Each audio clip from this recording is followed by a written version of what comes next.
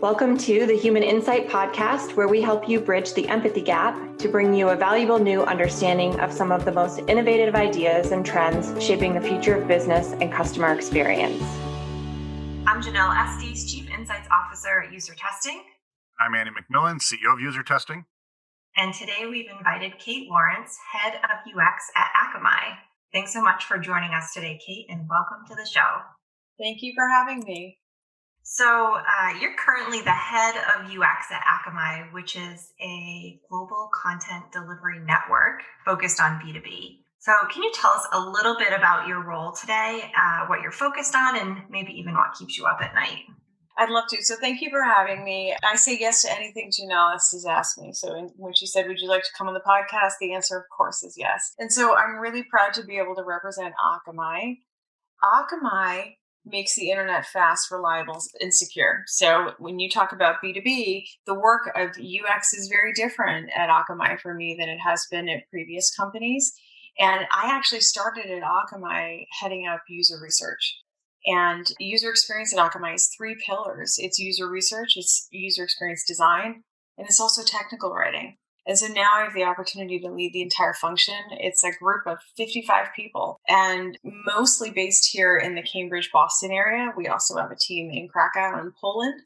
And so it's been a thrill and an honor to step up into this role because the team has been amazing. Making the internet fast and secure and scalable seems like a really important thing at the moment, since feels like the one thing holding us all together and how our kids are going to school and everything else. So thank you for the work you all do for that. And it's been quite an interesting time at Akamai with traffic surging. On any given day, Akamai is handling anywhere between 50 and 30% of all the internet traffic. So as you can imagine, with all the Zoom meetings that all of our kids are attending as part of remote schooling and more, and all of us working from home, it's a very busy time out there on the internet. Yeah, I know. I get a notification from my internet service provider about the 10th or 11th day of every month saying I'm running up on my monthly internet allowance of usage. So I think we're all putting this to the test right now. I think that sounds just about right. So the team of about 55 people focused on the three different pillars that you just mentioned. What are some of the metrics or KPIs or things that your team directly or indirectly influences? And maybe how does that map to your team's strategy and purpose?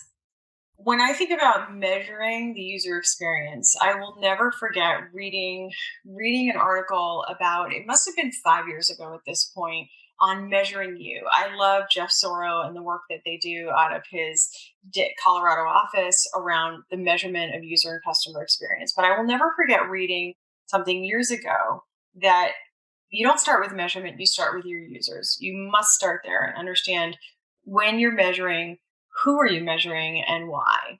And so start with your users and think about B2B. Think about the space that Akamai is in. It is not like a company like TripAdvisor where I used to work, where you're thinking about, okay, our user is the traveler and the person doing research or booking travel and thinking about travel. No, at a company like Akamai, your user is both a user and a customer. And sometimes those are the same person and sometimes they are not.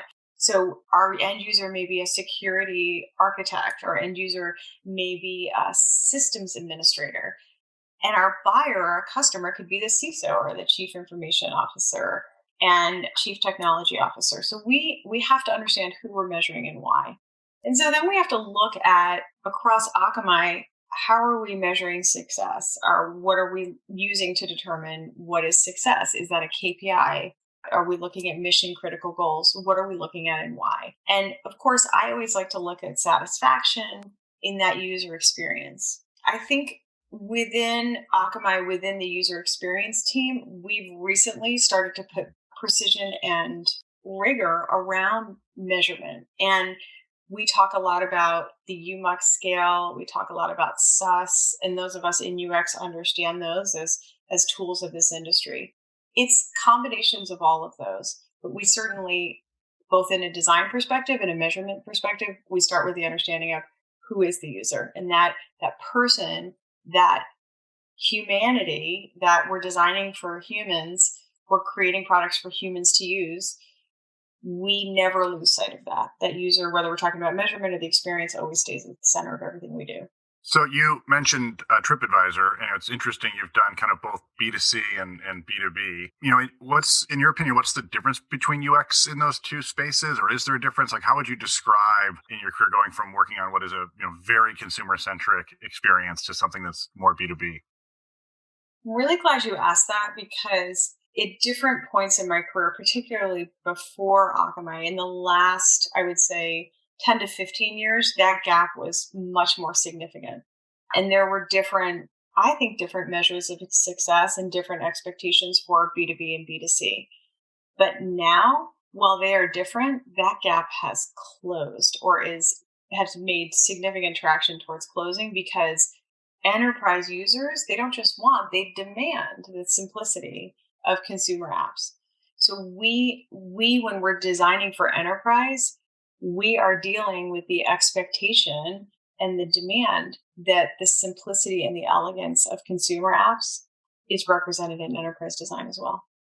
Yeah, I've certainly experienced that in my career. I mean, obviously, we spend a ton of time at UserTesting focused on our UX because it's part of what we do. But even in Act-On Software, where I was at in marketing automation, we did that. But if I go back further, when I was a product manager, 10, 15 years ago at Oracle, I wouldn't exactly say at Oracle we were spending the right amount of time on the user experience, as maybe evidenced by the late 90s, early 2000 Oracle software suite was not exactly a UX panacea. But I think we're starting to learn our lessons here, that it matters. Everybody wants to have a good experience in the products they use.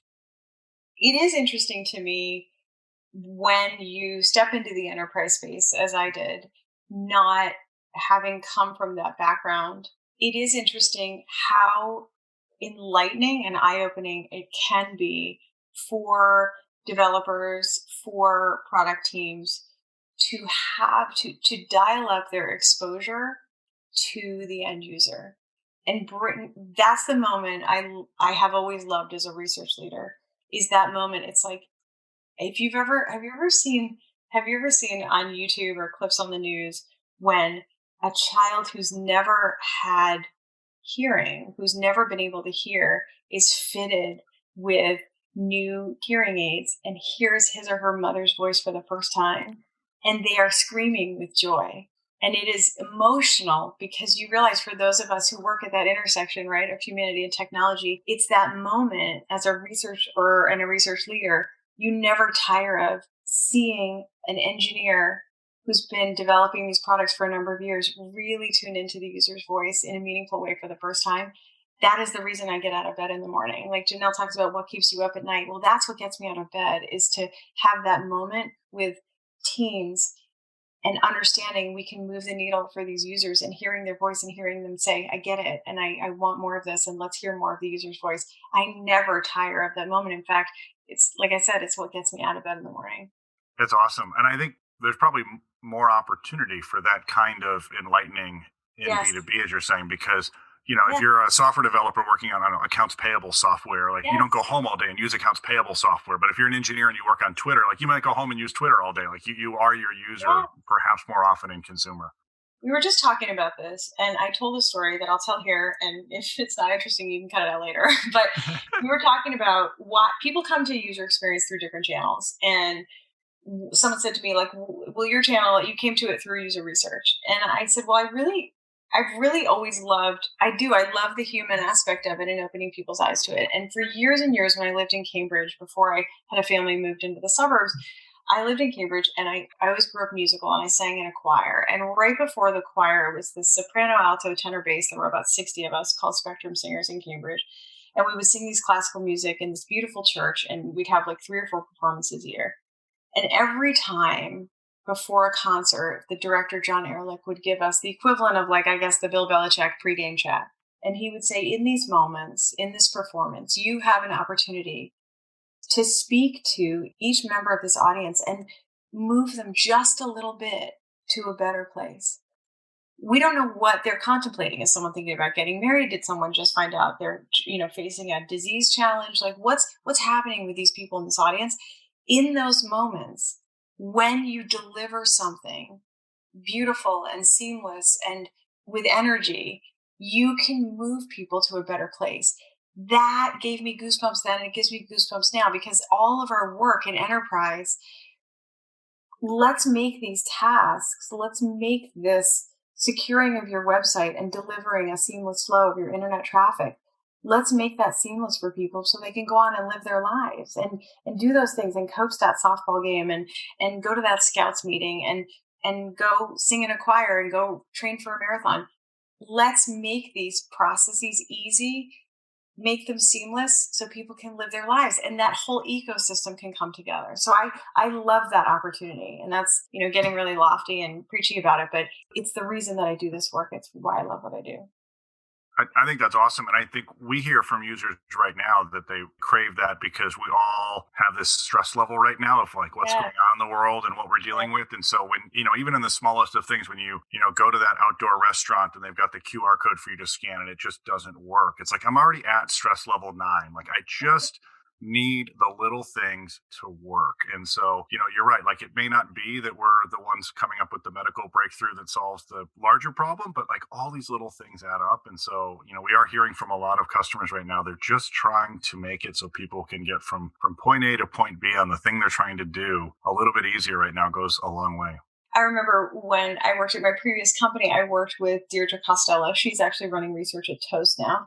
She used to have the greatest expression. She'd say, look, if this is eating your vegetables, why not make it taste amazing? Like people have to eat a salad. They need to eat vegetables to live. Why can't they taste great too? Why can't people be excited about these Brussels sprouts that they have to eat? So sometimes it is that. It's this, let's make this task that has to happen to deliver a great experience for these end users, a delicious one, a joyful one. I love all the examples that you've used, Kate, and shows the power of listening to customers and understanding the human experience. So you talked about the importance of the human perspective and sharing that with people who might not have regular access to users or customers. And you've got a big team at Akamai that needs to be sort of influenced and shown the human perspective. So how do you do that? How do you deliver on that as a team? That is where mixed methods research and also working in a smart way with the resources that we have comes into play. So I'm gonna start with answering that through a research resource lens. Everyone thinks the way to grow and scale research is hire more researchers. That is not how it's done, in my experience. You can add researchers, but what you need is the right tools and you need the right methods, because just adding researchers is not the solution. If you're not adding and scaling through the right tools and platforms, you don't have the help that you need and the support. You just can't keep adding bodies. And so this is where we've gotten smart about the tools that we use. And everyone knows that I like user testing, but it's beyond that, because what user testing has given us is the ability to open up the room so that more people can come in and have exposure to customers and users.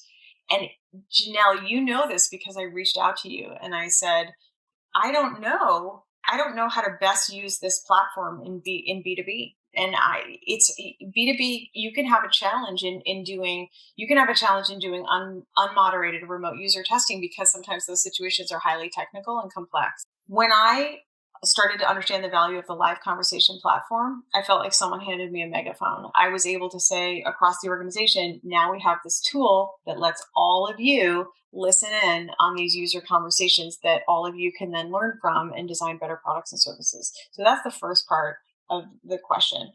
The second part is recruiting is the biggest challenge for UX and user research in enterprise. Finding the right people to ask the right questions of is a huge challenge. How we address that is we had to think about how are we going to get in product. And so we got solutions and platforms to get us there. We need to be doing recruiting in product, because this notion of who do we know who might fit this profile or that profile, it's the game of telephone and it goes on too far, and sales has other priorities they're trying to chase down. So do customer experience managers and customer relation managers. So we had to get really precise about going to the users, going to the customers, and getting technology that helped us get there. Once we open that door through user testing, we have the right tools to then have the conversation and surface the issues. Yeah, super helpful. Speaking of the game of telephone, I always think of that as when teams are adding more researchers Mm-hmm. versus empowering others. You're just sort of like creating this big game of telephone where it's like, only that research team really has the knowledge and understanding of the end user. So like how do you break that down and so people can actually connect one to one with who they're designing and creating for? So I want to go a little deeper on this because democratization, you just tapped into democratization of user research. And I believe that on paper, I'm in full support of it. It's hard though. It's really tough and it's challenging. And I do like to have a researcher involved. And maybe the researcher is just curating the sessions, writing the script. I think there needs to be a level of research involvement, a full democratization. I encourage everyone to be talking to users and customers. Full democratization is tough. I think it's challenging. And I think, on paper, it looks more straightforward than it actually is in real life. But I think there's a level of curation and stewardship that research can play that role and help the democratization process as opposed to just kind of fully like unfurling this democratization process throughout the organization. Yeah, I think one of the trends we've seen that we seem to broadly agree with is this idea that you can scale feedback and you can Yeah. help people get quality feedback, like help them get feedback in better ways and more structured ways. But Yeah. it's not like we're going to take, the equivalent of getting a PhD in anthropology and being a professional researcher and just kind of go around sprinkling that on people and expecting that they're going to somehow be able to produce the kind of results that a professional researcher can. We've almost started to think of it as it's an exercise that might lead to research. So if I'm a product manager and I'm getting lots of feedback is good. And there's some subset of feedback I need to kind of be trained to go, hey, like that's an interesting nugget. Like let me pull my research team in and really dive into that. And so I think the whole democratizing research trend, we're starting to see it shift more to empowering people to get quality feedback, knowing when to go get research and kind of thinking about how these things live side by side rather than really thinking we can just take what researchers do professionally and expect people that have entirely different skill sets to just become part-time researchers. I'm really glad you brought that up because one thing I learned in my career as a research leader is when people ask for research, what they actually need is a discussion of what research is and what it's not. Like research is more than having conversations with customers. Research is more science than art. Research is, Janelle, if you knew how many times I pulled the Nielsen Norman group, that the different methods, that one image all the time. The quadrant. Yes, the quadrant all the time. And so we do education and then we do engagement.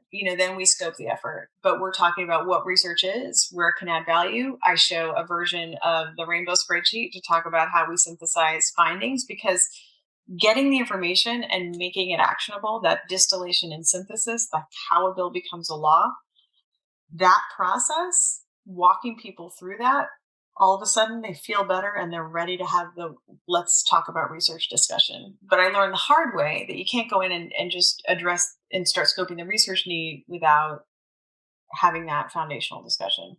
Do you think, I like that a lot, if you flip that around the opposite direction, do you think there's a role that researchers can play in helping people get better feedback without trying to qualify it as research? And without trying to democratize the program, yes, I think there is absolutely a role in that. Yes, research as a bridge, research as a facilitator, research as like we have an interesting story, research as a guide. We have an interesting story. One of our lead, our head, she now heads research. She was conducting a research session and she had probably anywhere between 4 and 6 people on the call with her, texting her saying, ask the person this, ask the person this. And she said, you don't ask it in that way, trying to move them from question answer to what Steve Portigal calls question story. You have to kind of back into it. You have to like understand the landscape. And it's not, oh, well, would you call it this?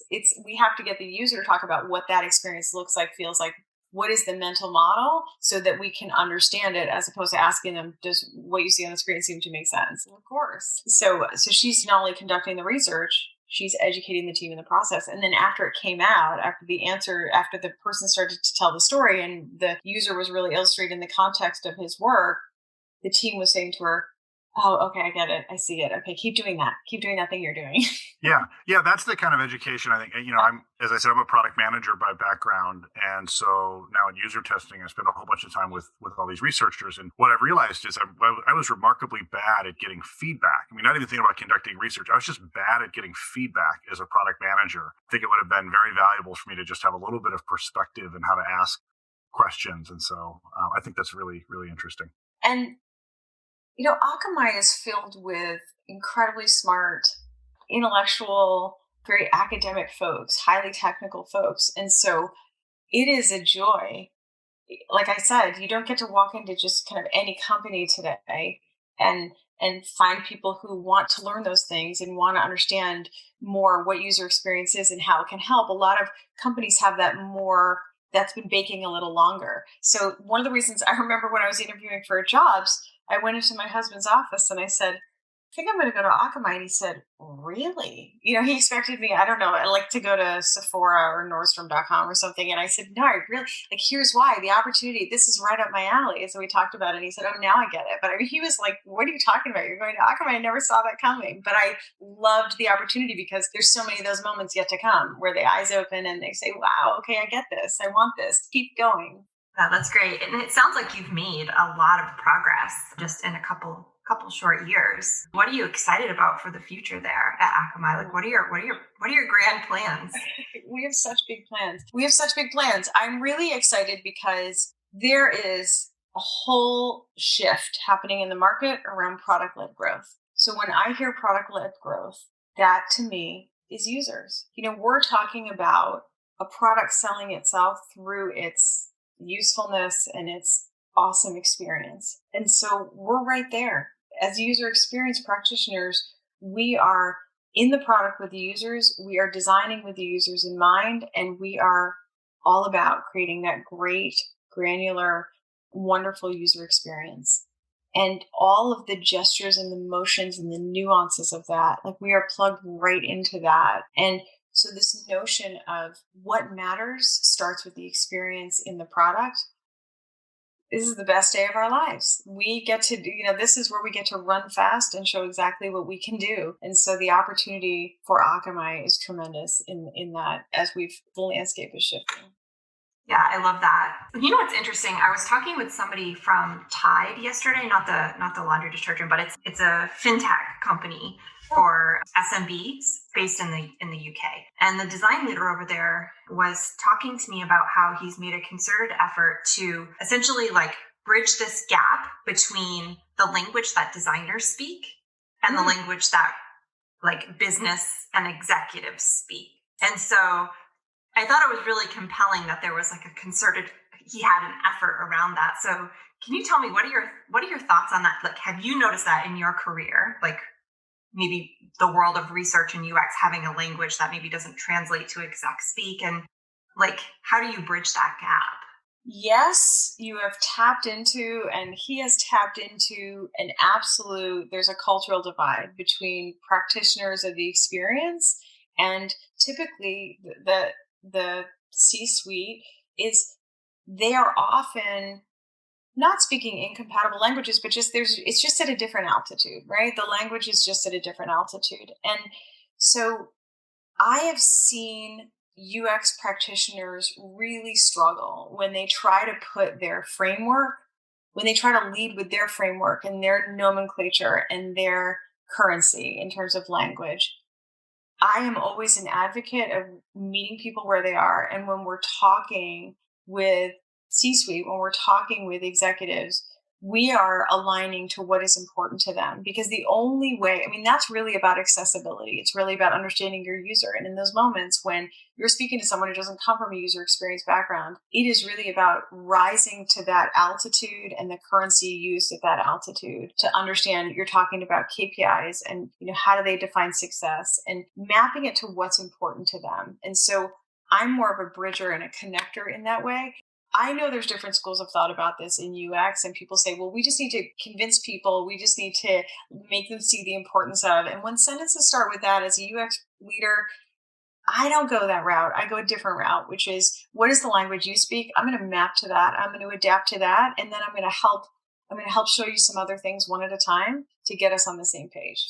Yeah, no, that makes a lot of sense. Kind of show up where they are versus trying to teach them a whole new world. Yeah, I need to show up in their country, respect their traditions, and then bridge the gap to mine and try to release those borders. Yeah. If we go back to a couple years ago when you joined Akamai, how big was your team and how have you grown it? And I guess alongside that, how have you built the case for your team and the value you deliver? Growing and scaling research, and now I'm in the user experience role, so all of it is of concern to me, but growing and scaling research when I got to Akamai, this is where I needed to become an essentialist. And I told you when we were emailing about this session, I just read this book that has really helped me tremendously as we kind of chart the work in front of us. But when I arrived at Akamai, it was very clear that we had to strengthen our quantitative research offering. And I was able to adjust roles to make that happen. And we have a terrific quant lead right now. I'm so excited that he's on the team and he's made amazing progress. We talk about running fast. He's running at about 250 miles an hour. He's doing an awesome job. His name is Mitch Collum. And what we've been able to do is apply the rigor of having strong quant and strong qual. So we were able to form research. I had a small team. Research has always, at Akamai, it's been small but mighty. So that's what I would say. And the majority of our UX team is actually technical writing because of all the products and services we support across the company. We have a really strong leader in our tech lead, our tech writing director, Beth Favini. And then we have design as well under my colleague, Joe Kenny, who's extraordinary. I will say this. The way to grow and scale, if we're talking about research, is you have to, I've said this before, and it's the only way I know to do it. You have to engage with people across the company, and you have to say yes to every single request that you get. On some size or scale, you have to say yes, and you have to feel the pain of like almost ripping your hair out because you're so busy. That is the way research grows, is by creating demand. You have to say yes. And when people come and say, I need a card sort, I need this specialized conjoint analysis, whatever request they bring to your door, you say yes, and then you shape them into what you think is the best method. Instead of saying, no, you don't want that, you want to do this. No, you say yes, you shape them, you shape their request into what is possible for you to do. You add enthusiasm and energy to the request. You bring the team along, you partner with them, you hit it out of the park, and then you will have 10 more people at your door. And then when the business sees the value spoken of in previews before releases, that we changed this because of research, and the business sees the engagement and the excitement of the teams, like that's how you get resources added. And I've seen researchers and research leaders do a lot of the negotiating at the door. When you're in pre-COVID, somebody would knock at your door and say, oh, here's a package, will you sign for it, et cetera. So you're having that conversation in that 2 inches that's open in the doorway between you and the person standing on the front porch. That is not the place for negotiation. Like there's so much research negotiation that people want to do to say, well, you don't really want a card sort. Well, I don't think you want a usability test. You probably want to do this evaluative research. No, you have to agree. You know what? This is worth partnering on. Let's explore it. So you have to say yes, and you have to take them down that path. It's the too much negotiating up front. People see you as a blocker. Oh, yeah, I heard UX could be a pain. I'm not going to use that. In other companies, this happened. Got to say yes. You got to get that partnership, the evangelism up front, and then you take them down the path with you. I think that's spot on. That's great. Negotiate later. And then you get all these evangelists, and we were just talking about this at work the other day. Then you have people who are talking about your services so you don't have to. Like you're able to keep your head down and do the work, and then you have people, allies throughout the organization, who are saying, oh, you guys have to reach out to the research team or talk to the UX team. We had this great experience. So then it sells itself. That's product-led growth at that point. I'm hoping. I wanted to chat, Kate, a little bit about sort of the shift. You just mentioned COVID, so reminded me of, the last 6 to 9 months or so, the world has changed. So we talk a lot, and you see a lot of data around consumer spending and consumer shifts in behavior. As you serve more of a B2B audience, have you noticed shifts in your customer base, and how have you calibrated against those shifts? Yes, and yes, and yes. And so Akamai, we are seeing surging traffic on the internet, and Akamai is certainly experiencing that as a B2B provider. And what I've noticed most significantly in user experience is the willingness of customers and users to participate in research. We are seeing double and triple and quadruple the response rates when we've asked for participation in research. And people are so willing to give us their time, and they even this I haven't seen before very often in my career. People are thanking us for doing research and saying, thank you so much. This is a cool study. Can we do another one? Can I participate again? Call me again. And so the double, the triple, the quadruple rates, you can say, well, are people seeking connection? Do they just have a different relationship with time now that we're all working from home? There can be any number of reasons for it. It's been a beautiful thing for us to see. So certainly at Akamai, with traffic surging and our services more in demand than ever, it's been nice to see customers and users really respond so positively. And then we get these larger sample sizes for research. And it's been a really wonderful thing to see during such a challenging time. We're so grateful for that. That's really nice. We've heard from some of our panel that they just appreciate being heard right now. Like a lot of us feel like the world is kind of happening to us, and so the idea that their voice can be heard and something can happen because of their feedback, people really appreciate right now, which is great. It's great for research. Right. And I think, I spoke about the book. I loved Essentialism. I think as we're all really doing essential things right now, right? There's been so much cut out for us that in terms of distraction, that maybe we're able to put more thought and more meaning into those core aspects, those essential aspects of our lives and our jobs. And we're saying, wait a minute, we want this to be better. I mean, I know we were laughing about this at dinner the other night. My family and I were laughing about, we've really gotten good at cooking dinner. And I know that sounds like a minor thing, but actually it's not. We've gotten much more efficient and caring about what we're eating, how we're preparing it.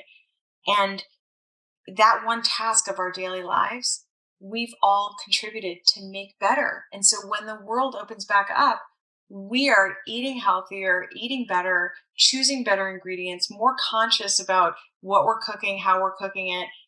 That whole experience has improved because we've eliminated the 20 other things we were trying to do at the same time. Yeah, we felt like that about our kids' scheduling in their childhood. I mean, it was interesting when this all hit. My boys play tons of sports, and it's like every night we're at different baseball fields and football practice. I mean, it's like it's constant. And when all that stopped, our first realization was our kids both need bikes. And you just kind of step back and you're like, we're so busy. Our children don't even have bikes because they never ride around the neighborhood. And so we really, as things have started to open up even a little bit out here in California, we're really being more thoughtful about how busy do we want them to be. I feel like a kid should ride a bike from time. I mean, just basic stuff to your point. And so I think it's really changed our perception of even how we want to engage with activities. It's just very different. I know we're doing less. So what we're doing, we want to do better. We want to do in a really, I love the word thoughtful applied there. Yes, we want to do it in a more thoughtful manner. So people, when they're giving feedback to us, it's authentic, it's thoughtful, it's not rushed. We are taking the time. They're giving us this time, which is such a gift when the world is in this pandemic crisis. So we take that really seriously, and we're beyond grateful for it. Kate, I want to move over to our lightning round questions. Okay. They're rapid fire. Oh, yikes. Okay. I had a lot of coffee, so I'm ready. Okay. You mentioned the book Essentialism. So you recommend that book. Is there another book that you've read recently that you would recommend? Yes. There's two books. So I love Essentialism because what are you doing and why are you doing it? And if you don't prioritize your life and your work, someone else will. So that one book, my husband read it. We do this thing, and it annoys both of us because he'll be reading a book, I'll be reading a book. We'll share ideas and thoughts, and then we'll kind of try to steal each other's books because it sounds really great what the other person is reading. So the Essentialism was one that he got first, and then I stole from him. I will say, we do a book club at work. And I love this as a management tool. So I read the book How Women Rise, and it's by Sally Helgeson and Marshall Goldsmith. And it talks about women and career growth and development. And I read it and loved it. And so I created on my team, when I was just running research, every person who reported to me, we chose a book to read together. And so with the two women on the team, we co-read How Women Rise because I loved it and said, let's read this together. I'll read it again. And then I read other books by people's choosing with the other folks on the team. And so we recently broadened the How Women Rise. We have other people in the book club now. And we just finished our discussion about it. And it is such a great read for women. And one of the things it talks about in the book, one of the things the authors talk about, and I appreciate that there was a man and a woman author of it. One of the notions in the book is the classic kind of pitfalls that women get into at work. And it's like thinking about your job as opposed to your career. Like we kind of fall in love with the position and the company and the people, and we don't kind of think more broadly. And it just provokes me on a daily basis to think about what are these larger problems we're trying to solve. And, outside of research, outside of UX, like what are we trying to do? What rocks are we trying to move forward for the company? And so I love that it gets me thinking and dreaming bigger than I would normally be accustomed to. So How Women Rise, great read, and it's bright Tiffany turquoise, so you can't miss the book cover. That sounds like a good one. I always love books that make you step back and kind of look at the broader picture. Yeah, it's a great one. Yeah, it was a good exercise. The book club as a management tool that's our favorite. That's been a favorite exercise. It's been a good one. That's awesome. That should be a book. You should write a book called Book Club as a Management Philosophy. I think that would be awesome. I know we were joking about it on our book club. We were saying, okay, first, so we'll have to write the article and then we'll get the conference speaking spot. But you know what? We want to travel. So we're going to look for a conference in Hawaii. This is the plan. What's one piece of advice that you'd give someone trying to convince others about investing in customer centricity or customer centric design? Customer centricity, user centricity, putting the user and the customer at the center of your product development process. This happens with the way to get that on the forefront is to bring in user and customer voices.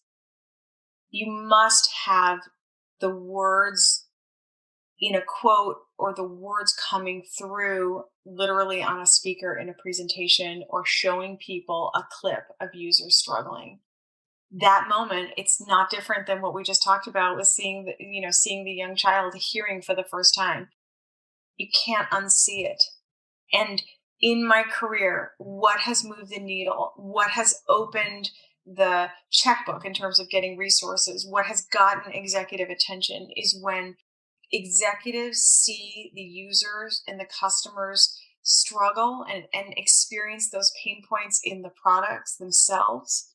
And back in the day, we all used to try to get executives to come to the testing center, right? To watch the usability test from behind the glass. Those options don't exist anymore.